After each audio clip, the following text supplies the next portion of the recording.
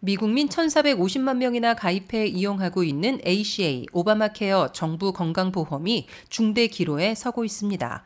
가입자의 90%나 혜택을 보고 있는 정부 보조를 워싱턴 정치권이 조속히 연장 조치하지 않으면 내년 1월 1일부터 ACA 오바마케어 정부 건강보험의 월 프리미엄, 보험료가 급등하기 때문입니다.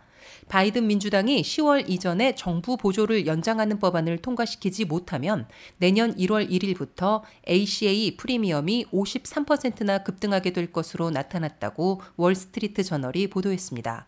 더욱이 바이든 미국 구조계획법에 따라 늘어난 정부 보조 추가분이 없어지면 평균 53%보다 훨씬 더 프리미엄이 급등하게 될 것으로 신문은 경고했습니다.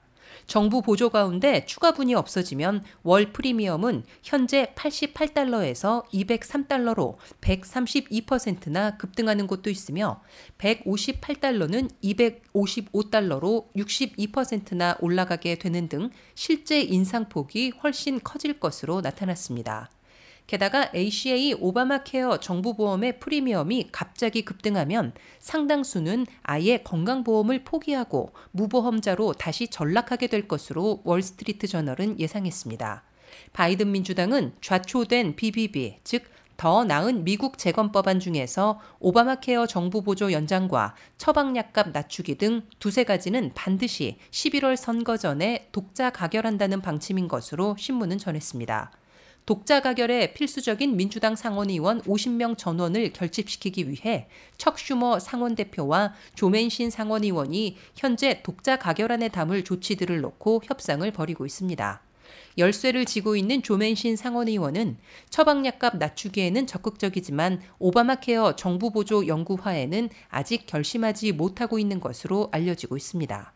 조 맨신 상원의원은 확대된 정부 보조를 영구화하는데 10년간 2,300억 달러를 투입해야 하는데 일부 고소득층까지 포함한 광범위한 대상의 정부 보조를 영구적으로 연장하면 예산 낭비와 물가 인상 부채질 등 부작용을 초래할 것으로 우려하고 있는 것으로 전해지고 있습니다. 이 때문에 바이든 미국 구조법 이전으로 되돌아가 정부 보조금의 지원 대상과 지원액을 다소 축소해 영구화시키는 방법을 모색하는 것으로 민주당이 독자 가결할 가능성이 거론되고 있습니다. 바이든 민주당은 8월 초 여름 휴회에 들어가기 전까지 민주당 독자 가결안을 확정하고 9월 초 노동절 직후에 가결한다는 일정을 잡고 있는 것으로 관측되고 있습니다.